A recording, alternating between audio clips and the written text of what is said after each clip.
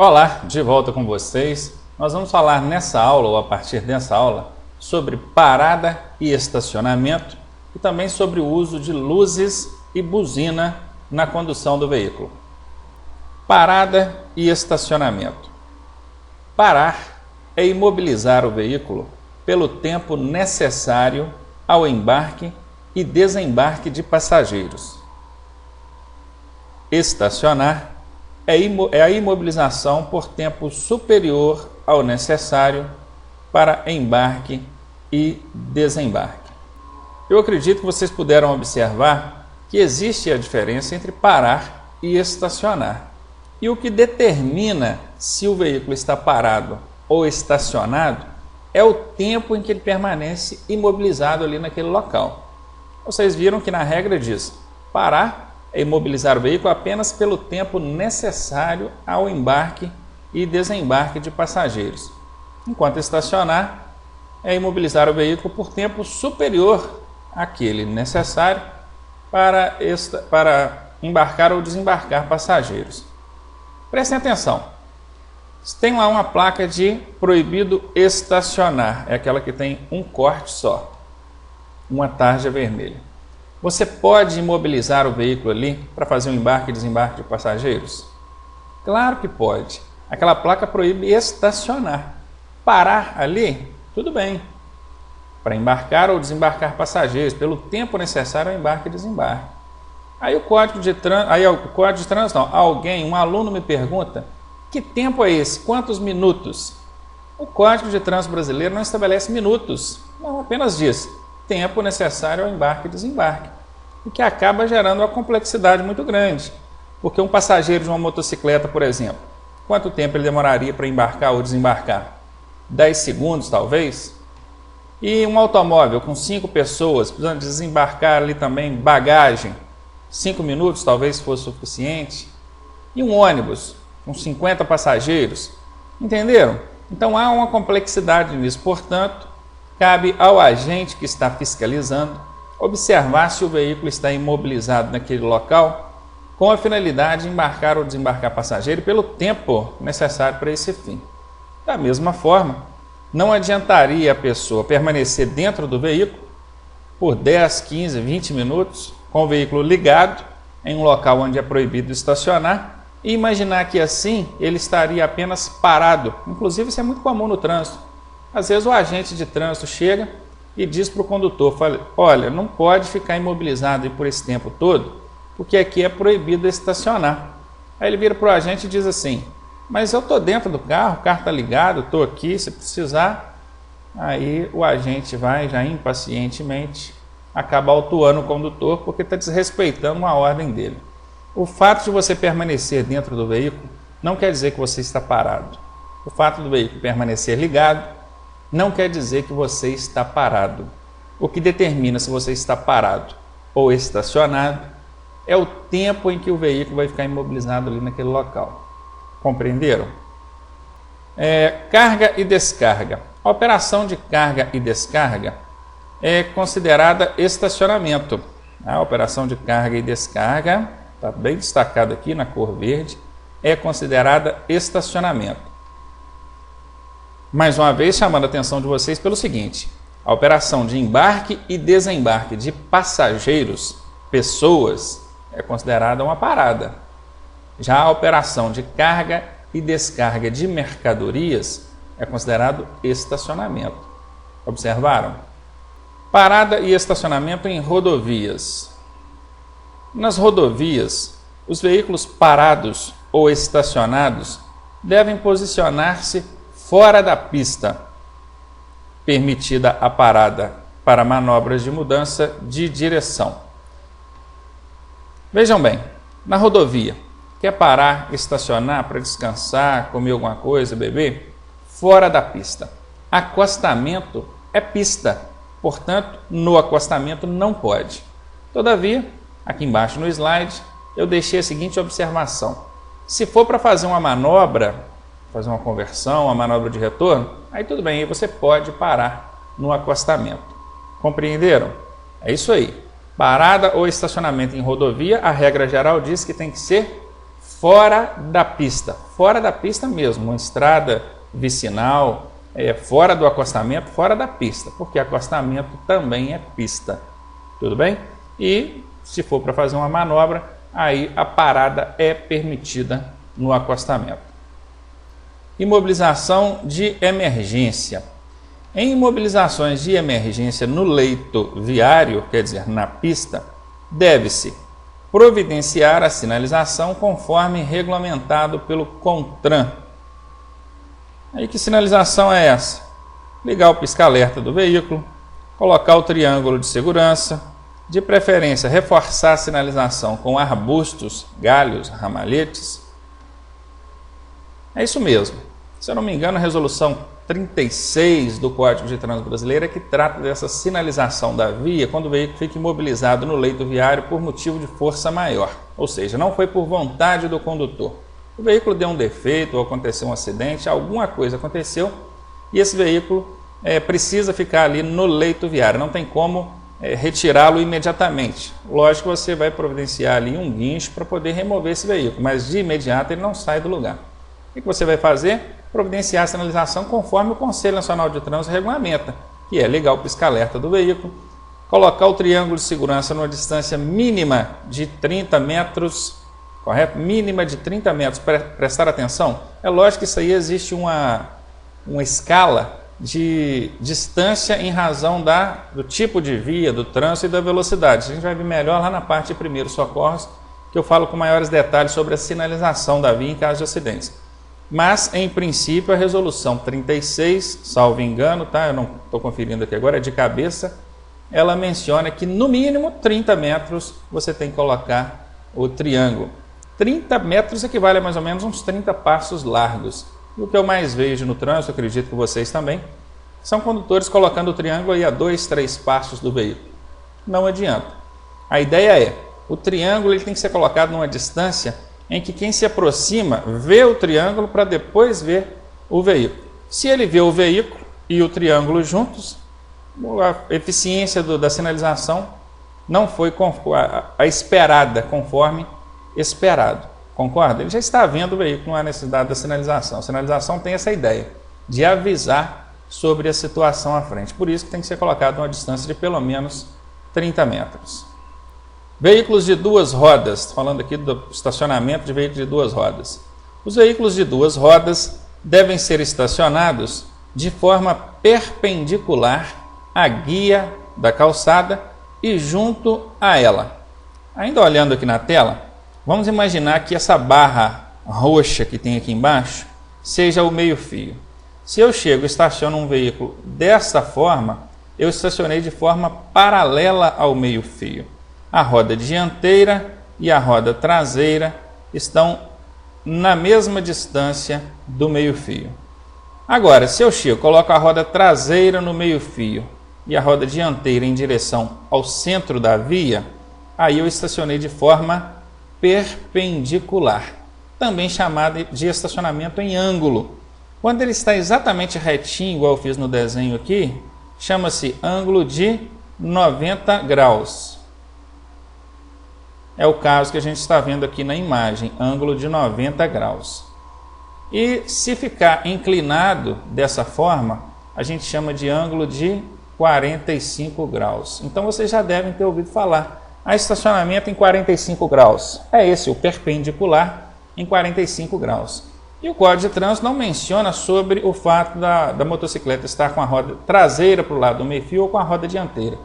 Tanto que vocês podem ver, nós temos aqui um exemplo, onde a motocicleta está com a roda traseira no meio-fio e outro onde ela está com a roda dianteira no meio-fio. O que nos leva a concluir que tanto faz, roda dianteira ou roda traseira, desde que ela seja estacionada de forma perpendicular ao eixo da via, ou perpendicular à guia da calçada e junto a ela. Embarque e desembarque. O embarque e desembarque devem ser realizados pelo lado da calçada, exceto para o condutor. O que poucos sabem é que passageiros só podem desembarcar pelo lado da calçada. Compreenderam? O condutor, que é uma exceção, este sim pode sair pelo lado da via, da pista de rolamento. Os demais ocupantes sempre pelo lado da calçada. Aí alguém me pergunta, então por que o veículo tem porta dos dois lados, mesmo para quem está atrás? Porque quem está atrás são somente passageiros, certo? É porque existem vias de mão única, onde você pode estacionar tanto do lado direito quanto do lado esquerdo. Entenderam? Mas a regra é essa: passageiros, desembarcar pelo lado da calçada. Condutor, excepcionalmente, pode desembarcar pelo lado da pista de rolamento, tomando o devido cuidado, obviamente, na hora de abrir a porta, para evitar aí um acidente. Cuidados especiais. Ao sair do veículo, o condutor e passageiros não deverão abrir a porta sem antes verificar se isso não oferece risco a eles e aos outros usuários da via. Aqui a imagem ilustra bem essa situação. Observem que a passageira está olhando para frente, ela não prestou atenção aqui na calçada, no trânsito da calçada, e a porta está totalmente aberta, ou seja, ela não tomou os cuidados necessários para evitar um risco para um passageiro que esteja passando, um pedestre que esteja passando, e mesmo para ela, passageira que pretende descer do veículo, desembarcar do veículo. Então, cuidados que a gente deve tomar aí ao desembarcar, ao abrir a porta. E é importante lembrar que o comandante daquele veículo é o condutor. Portanto, ele deve observar o trânsito e orientar os passageiros antes mesmo de ter imobilizado o veículo. É uma prática que eu tenho de fazer o seguinte: eu vou desembarcar alguém, eu já peço, só abre a porta depois que eu falar. Tudo bem? O meu carro, por exemplo, ele tem trava nas portas, então não tem nem como a pessoa abrir a porta. Só depois que eu aperto o botão no painel que ele vai liberar para o passageiro abrir a porta. Mas ainda quando eu tinha veículos que não tinham essa trava de porta, eu já avisava, olha, só abre a porta depois que eu liberar. Porque às vezes eu estou fazendo uma manobra, o passageiro já já abriu a porta querendo descer, perigoso para ele. Talvez a pessoa abra a porta, pessoas passando na calçada, pode provocar ali um acidente, entenderam? Então você, o condutor do veículo, já oriente os passageiros nesse sentido. Só abrir a porta mediante o meu comando.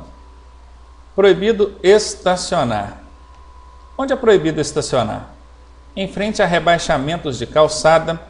Rebaixamento de calçados aqui é muito interpretado como em frente à garagem, mas o Código de Trânsito não prevê essa punição, estacionar em frente à garagem. Ele prevê a infração estacionar em frente a rebaixamento de calçada, e não pode, né? Em frente a garagens e entradas de estacionamento, tá vendo? Não pode estacionar porque o Código não prevê isso aqui, não. Não prevê, mas é um rebaixamento de calçada. Em pontos de ônibus a mais de 50 centímetros do meio-fio ou bordo da pista, é isso mesmo. Se você estaciona até 50 centímetros do meio-fio, apesar de estar parecendo longe, ainda é tolerável pelo Código de Trânsito, você ainda não está cometendo a infração. A mais de 50 centímetros, aí já é infração de trânsito. Em áreas de estacionamento exclusivo, exemplo, áreas para estacionamento de ambulância ou táxi, correto? Nos acostamentos das rodovias, também não pode estacionar. E ainda sou proibido parar e estacionar. Onde é proibido parar e estacionar agora? Anteriormente nós vimos onde é proibido estacionar. O Ezinho só tinha um corte, agora ele tem 2 cortes. Você não pode parar e nem mesmo estacionar. A menos de 5 metros da esquina, interessante que o Código de Trânsito fala bordo do alinhamento, ou alinhamento do bordo da via transversal. Esquina lá no Código de Trânsito chama alinhamento do bordo da via transversal. Sobre pontes, viadutos e túneis, também não pode parar nem estacionar. Em trechos em curvas ou lombadas, locais de pouca visibilidade, a mais de 50 centímetros do meio-fio ou bordo da pista, em áreas de segurança, quer dizer, em frente a bancos, fóruns e delegacias, sobre a calçada, passeio ou faixa de pedestres. E essa lista ainda continua, tanto nos locais onde é proibido estacionar, como aqui nos locais onde é proibido parar e estacionar. Eu relacionei alguns casos mais comuns e que frequentemente são abordados em prova para colocar aqui para vocês. Abordar todos seria cansativo para a gente ver e, inclusive, para guardar, para memorizar. Quando eu falei aqui 5 metros da esquina, é isso mesmo. Você não pode imobilizar um veículo para embarcar ou desembarcar passageiros a menos de 5 metros da esquina. Estando a menos de 5 metros da esquina, você já está cometendo infração de trânsito. E o que eu quero chamar a atenção de vocês é em relação a essa palavra, esquina. O Código de Trânsito não fala esquina, não. Ele usa o termo alinhamento do bordo da via transversal. E é o que eu quero mostrar para vocês aqui na tela. Vejam, se você está numa situação onde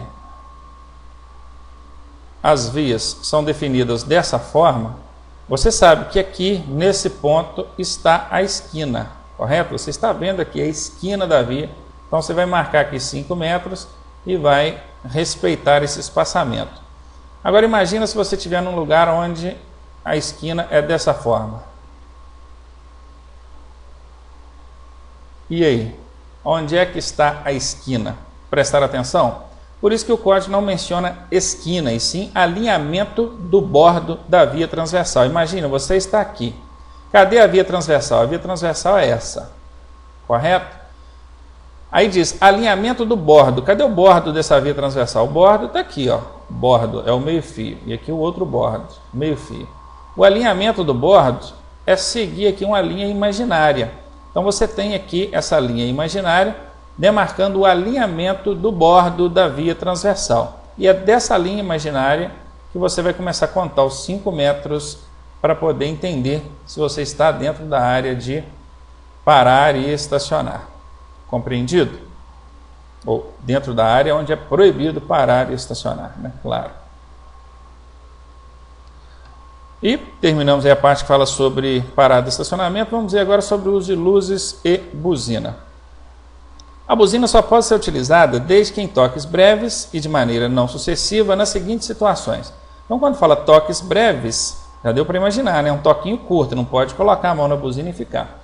Também não adianta dar um toquinho curto e ficar toda a vida. Pem, pem, pem, pem. Também não. Então, de maneira não sucessiva, é 1, 2 toques na buzina no máximo. Pode utilizar a buzina em 2 ocasiões, como advertência, na iminência de acidente, e nas vias rurais, quando se tem a intenção de ultrapassar outro veículo. É isso mesmo, gente. É outra coisa que precisa entrar na cabeça dos condutores. Buzina é um artefato, tem ali um dispositivo que tem no veículo, que muito pouco utilizado. Dentro do perímetro urbano, dentro das vias urbanas, a buzina só pode ser utilizada em uma circunstância, apenas uma, a fim de alertar um outro usuário da via, de modo a evitar ali uma situação perigosa, um acidente. Entenderam? Como alerta só dentro do perímetro urbano. E também não pode virar visto. Tem gente que dirige com a mão no buzina o tempo todo. O menor movimento de um ciclista, um pedestre, já está buzinando. O ideal é que você aprenda a conduzir o veículo utilizando o mínimo possível a buzina. E a outra situação que permite o uso da buzina é quando você está fora do perímetro urbano, ou seja, nas vias rurais. E vias rurais envolvem rodovias e estradas. Você tem intenção de ultrapassar alguém? Você já piscou o farol para ele, ele não percebeu, você pode dar 1, 2 toques na buzina para tentar alertá-lo audivelmente, porque visualmente esse condutor da frente não percebeu. Então essas são as 2 únicas situações que permitem o uso da buzina, só. Buzina para cumprimentar alguém, errado. Buzina para chamar alguém, inclusive quem mora em prédio sofre com isso. A pessoa para lá embaixo, não desce do veículo e vai lá apertar o interfone, não, ele aperta e a buzina. Aí chama quem ele está querendo e chama o prédio inteiro. É uma infração de trânsito e um desrespeito, uma falta de educação que, na minha opinião, terrível. Entenderam? Continuando então. Ainda falando sobre o uso de luzes e buzina, agora já falando de luzes, porque a buzina é só aquilo mesmo, não tem maiores segredos não. Vai começar pelo farol, farol baixo. O farol baixo é obrigatório durante a noite para todos os veículos, quando em vias com iluminação pública. Vocês observaram aqui, mesmo que a via tenha iluminação pública, vejam, em vias com iluminação pública, o farol baixo é obrigatório. Tem muita gente que à noite no perímetro urbano acende só os faroletes, deixa os faróis apagados. Os playboy, então, eles colocam aquelas luzinhas coloridas, né, na frente. Ontem mesmo eu estava transitando aqui, observei isso. A pessoa deixa só aquelas luzinhas azuis que ele colocou no lugar do farolete, apaga tudo no carro. Gente, isso é infração de trânsito, não pode. Ah, mas a via está iluminada, para que eu vou acender os faróis? É para os outros te verem. Entendeu? Então, à noite é obrigatório o uso do farol, mesmo em vias com iluminação. Se tem iluminação, farol baixo. Se não tem iluminação, aí farol alto, conforme nós vamos ver agora. E o farol alto é obrigatório durante a noite para todos os veículos, quando em vias sem iluminação pública. Então aí ficou bem definida a questão do uso dos faróis. É obrigatório o uso do farol baixo durante o dia. Vejam aqui, farol baixo, obrigatório durante o dia. Para os veículos de transporte coletivo, está aqui o veículo de transporte coletivo, e os ciclomotorizados, está aqui o ciclomotorizado, a motocicleta piscando o farol aqui como um louco, né? Esse cara está correndo demais, hein? Nos túneis, todos os veículos devem utilizar o farol baixo durante o dia. Então é isso. Durante o dia, só quem precisa acender os faróis são os ciclomotorizados, as motocicletas, motonetas, ciclomotores e os veículos de transporte coletivo de passageiro. Veículos de transporte coletivo são aqueles que têm mais de 10 lugares. Compreenderam?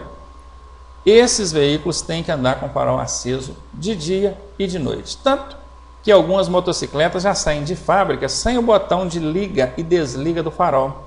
Ou seja, o condutor da motocicleta não tem a possibilidade de desligar o farol. Ligou a moto, o farol já acende. Perceberam? Por quê? Porque ele é obrigado a andar com o farol aceso em qualquer circunstância, de dia ou de noite. E o mesmo pode ocorrer também com os veículos de transporte coletivo. Se você sai para fazer um exame de direção na categoria D, ônibus, e sai com o farol apagado, já está eliminado. Seu exame já está perdido. Um detalhe, certo? A motocicleta da mesma forma. Você saiu para fazer o percurso ali com a motocicleta com o farol apagado, já está eliminado. Tem que usar os faróis acesos de dia e de noite. E para os demais veículos, só serão obrigados a acender os faróis durante o dia quando estiverem passando por dentro de túneis, ainda que esses túneis sejam providos de iluminação. Você precisa acender os faróis dentro dos túneis. Nas rodovias a gente costuma ver placas educativas sugerindo que você acenda os faróis, mas vejam, são placas educativas. Elas não impõem, elas sugerem que você acenda os faróis. Eu particularmente gosto de viajar com os faróis acesos, mesmo durante o dia. Por quê? Porque melhora a capacidade de visualização dos outros motoristas em relação ao meu veículo. Piscar os faróis pode ser utilizado para quê? Como advertência, em circunstâncias perigosas, obviamente, você tem ali um acidente na pista, caiu uma árvore ou algo está acontecendo, você pode piscar os faróis alertando os outros condutores. Quando for ultrapassar, também indicar para o veículo da frente. Quer ultrapassar o veículo da frente, pode piscar os faróis. Assim como você pode dar um toque na buzina, você pode também piscar os faróis. E aqui, o desrespeito a essa norma caracteriza infração média, com multa de 4 pontos no prontuário.